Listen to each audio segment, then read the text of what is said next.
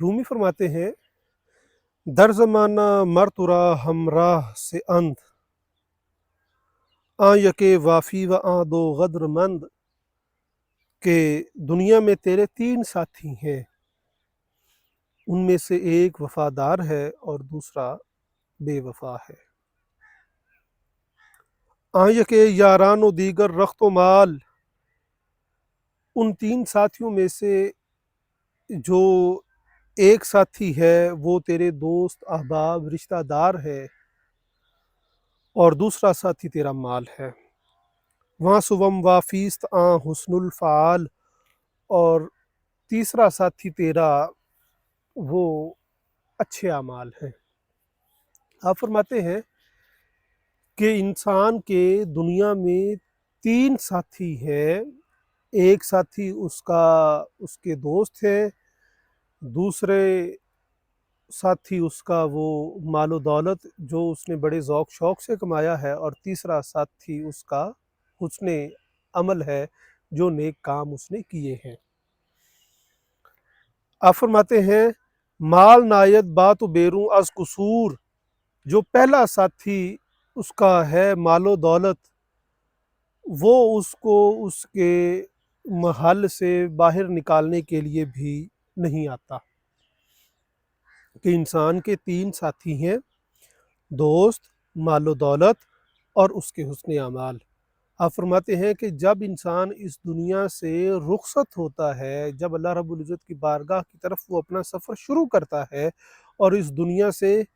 وہ پردہ کر کے آخرت کی جو گھاٹی ہے اس میں وہ قدم رکھتا ہے، تو آپ فرماتے ہیں اس وقت ان تین دوستوں میں سے ایک دوست اس کے ساتھ جاتا ہے، باقی دوست اس کو چھوڑ دیتے ہیں۔ آپ فرماتے ہیں ان میں سے جو ایک دوست مال تھا وہ اس کو گھر سے باہر نکالنے کے لیے بھی نہیں آتا، وہ جہاں جس جگہ پہ پڑا تھا اکاؤنٹ میں، وہ جس کسی تجوری میں جہاں جہاں اس نے وہ مال رکھا تھا وہ وہیں پڑا رہتا ہے، اس کو گھر سے باہر نکالنے کے لیے بھی نہیں آتا۔ یار آید لیک تاں بالیں گور، رہے اس کے دوست وہ اس کو نہلاتے ہیں، کفناتے ہیں، جنازہ پڑھتے ہیں، کندھوں پہ اٹھاتے ہیں اور قبر کی دیواروں تک اس کے ساتھ آتے ہیں، اور قبر میں اتار کے پھر وہ بھی الوداع ہو جاتے ہیں کہ اے دوست اب ہم اس سے آگے تیرے ساتھ نہیں چل سکتے۔ آپ فرماتے ہیں فعل تو وافیست زاں کن ملتحد، پس پھر وہ تیرا با وفا عمل، نیک کام جو تو نے کیا ہوتا ہے وہ تیرے ساتھ جڑا رہتا ہے، اور وہ تیرے ساتھ قبر کی گہرائی میں ساتھ ہی جاتا ہے۔ آپ فرماتے ہیں کہ تیرے تین دوست تھے دنیا میں، مال و دولت، دوست احباب اور نیک کام۔ مال و دولت بھی چھوڑ گیا، تیرے دوست احباب بھی چھوڑ گئے، اب صرف اور صرف تیرا نیک کام ہے جو تیرے ساتھ تیری قبر میں جائے گا۔ آپ فرماتے ہیں گر بود نیکو ابد یارت شود، اگر وہ تیرا عمل نیک ہوگا تو وہ تیری وہاں پہ دستگیری کرے گا، تیری مدد کرے گا اور تیرے کام آئے گا۔ آپ فرماتے ہیں ور بود بد در لحد مارت شود، اگر وہ تیرا عمل برا ہوگا وہ تیرے لیے وبال جان بنے گا اور تیرے لیے عذاب کا سبب بنے گا۔ کہ جو عمل تو نے دنیا میں کیا وہ تیرے ساتھ تیرے قبر میں جائے گا، اگر وہ عمل اچھا ہوگا تو تیرے لیے آسانیاں پیدا ہو جائیں گی، اگر وہ عمل برا ہوگا تو تیرے لیے وہاں پہ مشکلات اور بڑھ جائیں گی۔ آپ فرماتے ہیں کہ پس اب تجھے معلوم ہو گیا ہے کہ دنیا میں تیرے تین ساتھی ہیں، لیکن ان تینوں میں سے ایک ساتھی تیرے ساتھ آگے سفر کرے گا، پس اس تیسرے ساتھی کی تیاری کے لیے تو کوئی استاد پکڑ،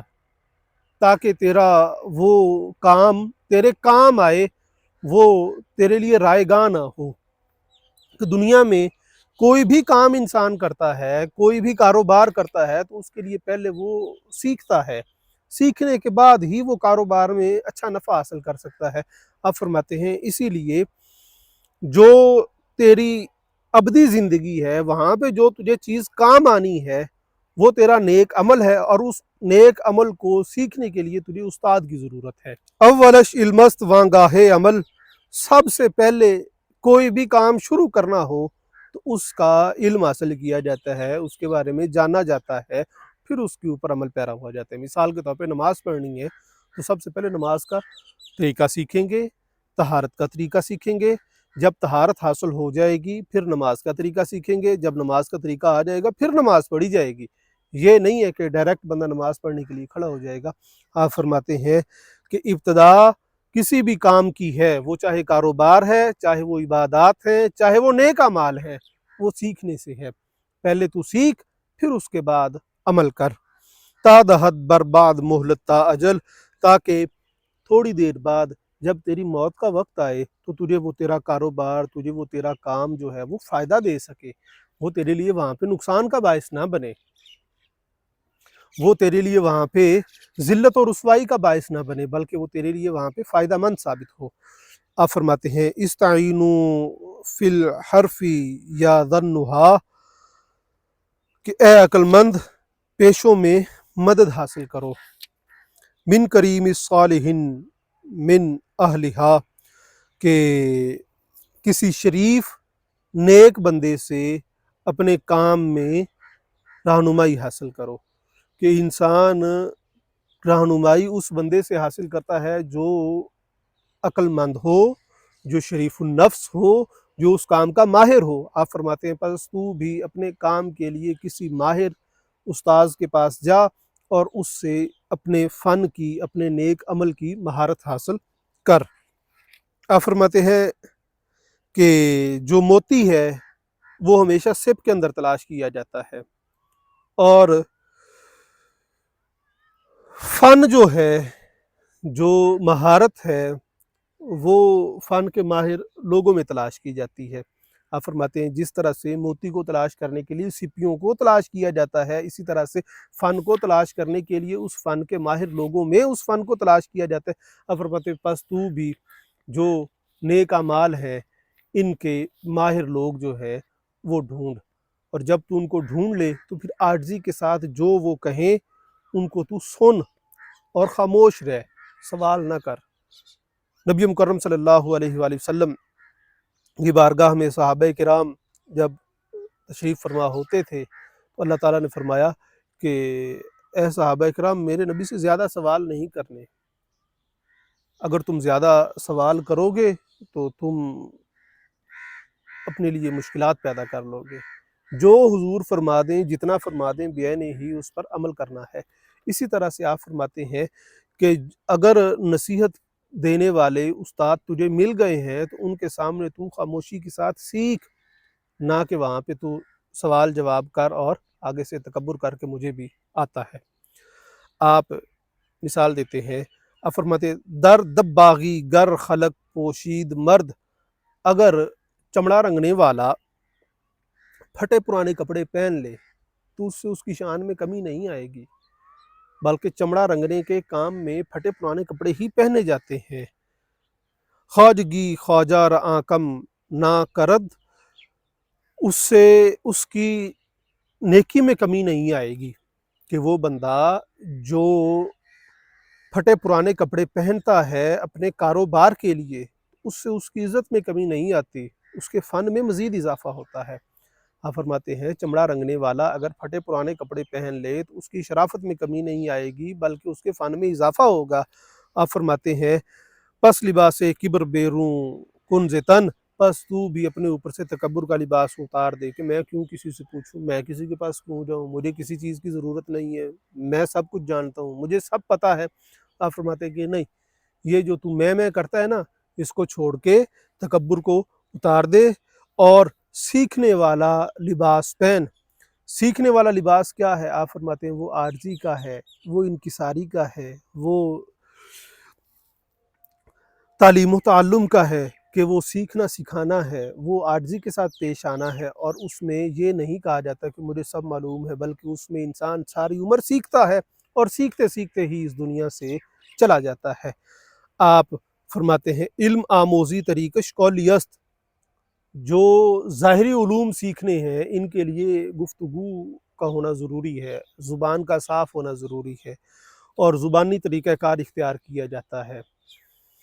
آپ فرماتے ہیں حرف آموزی طریقش فعلی است، کسی بھی فن کو سیکھنے کے لیے، کسی بھی کاروبار کو سیکھنے کے لیے ہاتھوں کا سلامت ہونا ضروری ہے، کیونکہ کام ہاتھ سے کیا جاتا ہے، علم زبان سے بیان کیا جاتا ہے۔ فن کے لیے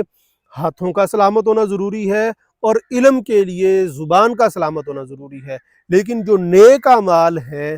آپ فرماتے ہیں وہ ان دونوں چیزوں سے پاک ہیں، نہ تو ان کے لیے ہاتھوں کا ہونا ضروری ہے، نہ ہی ان کے لیے زبان کا ٹھیک ہونا ضروری ہے۔ آپ فرماتے ہیں دانشن و رست در جان رجال، جو اللہ رب العزت کے نیک اعمال کا علم ہے وہ اس کے نیک لوگ جو ہیں وہ دلوں میں راسخ کرتے ہیں، وہ دلوں میں اتارتے ہیں،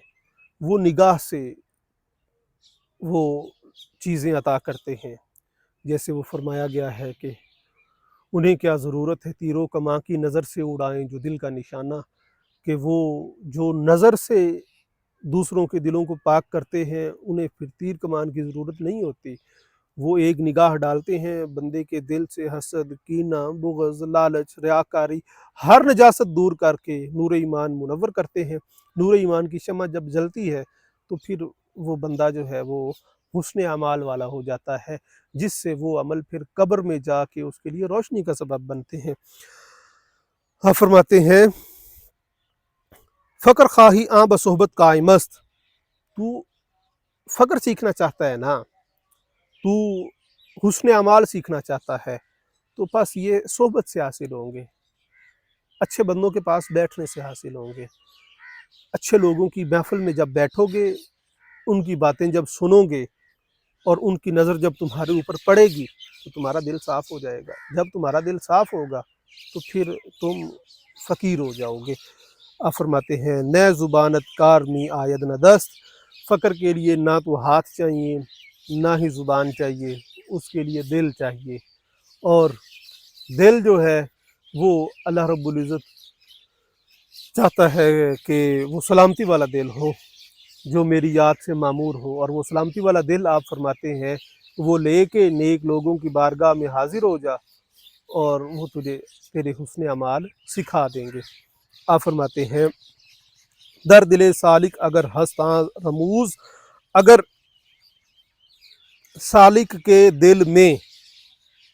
اللہ رب العزت کی راہ میں چلنے والے کے دل میں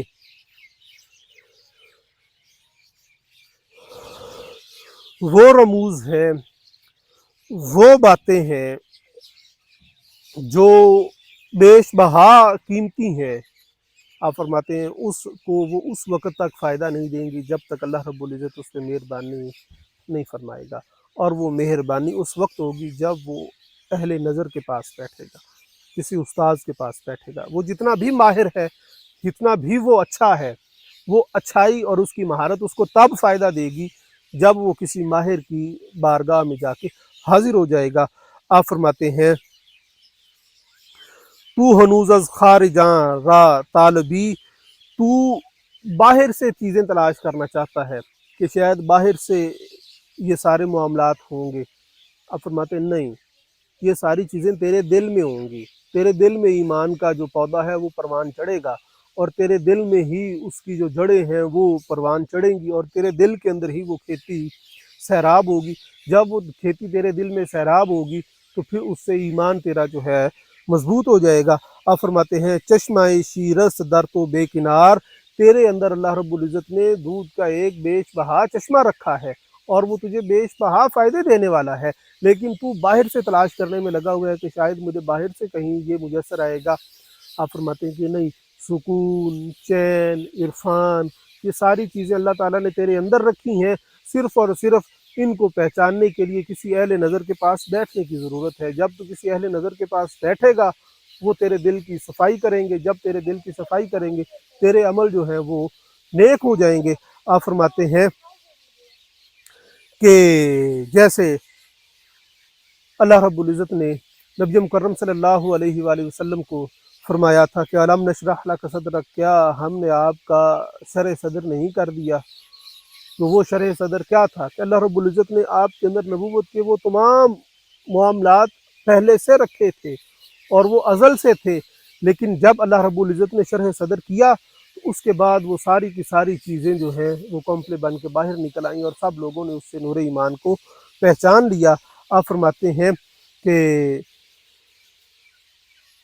تیرا راستہ جو ہے وہ سمندر تک جاتا ہے، اللہ رب العزت نے تیرے دل میں اپنی ذات رکھی ہے۔ اللہ رب العزت نے فرمایا کہ نہ میں آسمان میں سماتا ہوں نہ میں زمین میں سماتا ہوں، میں بندہ مومن کے دل میں سماتا ہوں۔ اور ساتھ ہی ساتھ فرمایا کہ نحن اقرب من حبل الورید، میں تیری شاہ رگ سے بھی زیادہ قریب ہوں۔ آپ فرماتے ہیں بس تیرا راستہ سمندر تک جاتا ہے اور تو کیا ہے؟ آپ فرماتے ہیں ننگ دار از آب جستن از غدیر، لیکن تو حوض سے پانی لینے کی طرف جا رہا ہے، تیرا رابطہ سمندر کے ساتھ ہے اور تو ایک حوض کی تلاش میں ہے۔ آپ فرماتے ہیں کہ نہیں، سمندر تیرے ساتھ موجود ہے، وہ تیرے ساتھ لگا ہوا ہے، بس کسی اہل نظر سے تو اس کا راستہ پوچھ، جب وہ تیری رہنمائی کرے گا۔ تیرا تعلق تو سمندر کے ساتھ ہے اور وہ سمندر ٹھاٹھے مارتا ہوا ہے، وہاں سے تیرے اوپر فضل و کرم ہوگا اور بیش بہا نعمتیں جو ہیں وہ تیرے لیے کھول دی جائیں گی۔ حافظ محمد علی قادری بصیر پوری رحمۃ اللہ تعالی علیہ آپ فرماتے ہیں کہ جو ظاہری علم ہے اور جو باطنی علم ہے یہ کیا ہے؟ آپ فرماتے ہیں این عقل تے علمو میں کچھ نہ پایا، این عقل تے علمو میں کچھ نہ پایا، تیری عقل تے علمو نقطہ سمجھ وچ آیا، تیری عقل تے علمو نقطہ سمجھ وچ آیا، تیری ہومن والا نقطہ یار سمجھایا۔ کہ میں نے اپنے عقل سے اپنے علم سے بہت سوچا لیکن میری سمجھ میں کوئی بات نہیں آئی کہ یہ کیا چیز ہے۔ جب میں نے کسی راہبر سے اپنے مرشد سے یہ چیز سمجھی تو پھر مجھے یہ ساری بات سمجھ میں آ گئی کہ یہ کیا معاملہ ہے اور کس طرح سے اعمال کو صالح اور نیک کیا جاتا ہے اور اللہ رب العزت کی بارگاہ میں ان کو لے کے حاضر ہوا جاتا ہے۔ آپ فرماتے ہیں پھر مجھے میرے اس ہادی نے، میرے اس راہبر نے سمجھایا، تیری ہومن والا نقطہ یار سمجھایا کہ تو خالق حقیقی کا ہو جاؤ، تیرے ساتھ سمندر کا تعلق ہے اور تو سمندر کے ساتھ جڑا ہوا ہے اور تو ایک چھوٹے سے حوض کی تلاش میں پھر رہا ہے۔ آپ فرماتے ہیں نہیں، تو صرف اور صرف پہچان صحیح اور تیرے ساتھ سمندر جڑا ہوا ہے۔ آپ فرماتے ہیں دسن والا بیلی نیمے اندروں پایا، وہ جو خالق حقیقی ہے وہ میں نے اپنے اندر ہی پایا ہے اور جس نے مجھے اس راہ کی رہنمائی کی ہے وہ بھی میرے اندر ہی ہے۔ اللہ رب العزت نے قرآن کریم میں فرمایا کہ وما توفیقی الا باللہ، کہ میری توفیق کے بغیر کچھ ممکن نہیں ہے۔ اگر ہم کسی اللہ والے کے پاس جا رہے ہیں تو بھی اللہ کی توفیق سے جا رہے ہیں، اگر ہمیں ہدایت مل رہی ہے تو بھی اللہ رب العزت کی بارگاہ سے توفیق سے مل رہی ہے۔ تو لہٰذا آپ فرماتے ہیں کہ ہر لمحہ ہر لحظہ اللہ رب العزت سے اس کی توفیق مانگنی چاہیے۔ رومی فرماتے ہیں در نگر در شرح دل در اندروں، دل کی شرح کو باطن میں دیکھ لے، دل کی شرح کو باطن میں دیکھ لے کہ دل کی جو وضاحت ہے وہ تیرے اندر ہی چھپی ہوئی ہے اور وہ دل اللہ رب العزت کا مسکن ہے اور ساری چیزیں وہ دل کے ساتھ ہی ہیں۔ آپ فرماتے ہیں جب تو دل کو اپنے اندر پہچان لے گا پھر کیا ہوگا؟ آپ فرمائے تان آیت تان آئے لا یبصرون، پھر جو قرآن کریم میں فرمایا نا کہ لا یبصرون، وہ دیکھتے نہیں ہیں، وہ نہیں کہا جائے گا، تو دیکھنے والا بن جائے گا۔ کب دیکھنے والا بن جائے گا؟ جب تو اپنے دل پہ نظر کرے گا، جب تو دل پہ نظر کرے گا پھر اللہ رب العزت وہ انوار و تجلیات تیرے اوپر کھولے گا جو اس نے تیرے لیے رکھی ہیں۔ لیکن سب سے پہلے رومی فرماتے ہیں استاذ کی ضرورت ہے، کسی فقر والے بندے کی ضرورت ہے۔ جب تو اس کے پاس بیٹھے گا تو وہ تیرے دل کے دروازے کھول دے گا، جب وہ تیرے دل کے دروازے کھولے گا تو پھر اللہ رب العزت تجھے وہ اعمال صالح عطا فرمائے گا جو قبر میں تیرے ساتھ جائیں گے اور تیرے لیے وہاں پہ راحت اور سکون کا باعث بنیں گے۔ آپ صلی اللہ علیہ وآلہ وسلم کا ارشاد گرامی ہے، آپ صلی اللہ علیہ وآلہ وسلم نے فرمایا کہ تیرا ایک ایسا ساتھی ہے جو تیرے ساتھ زندہ ہے اور تیرے ساتھ ہی مرے گا اور تیرے ساتھ ہی اس کو دفن کیا جائے گا۔ آپ صلی اللہ علیہ وآلہ وسلم نے فرمایا کہ اگر تو وہ ساتھی تیرا اچھا ہوگا تو پھر وہ تیرے لیے راحت کا سبب بنے گا، تیرے لیے عزت کا سبب بنے گا۔ اگر وہ تیرا ساتھی برا ہوگا تو پھر وہ تیرے لیے ذلت اور رسوائی کا سبب بنے گا اور تجھے وہ چھوڑ کے بھاگ جائے گا۔ پس آپ صلی اللہ علیہ وآلہ وسلم نے فرمایا کہ وہ جو تیرا ساتھی ہے وہ تیرا عمل ہے، پس تو کوشش کر کہ جس قدر ممکن ہو سکے تو اپنے اعمال کو درست کر لے۔ جب تو اپنے اعمال کو درست کر لے گا تو قبر میں وہ تیرا ساتھی تیرے کام آئے گا۔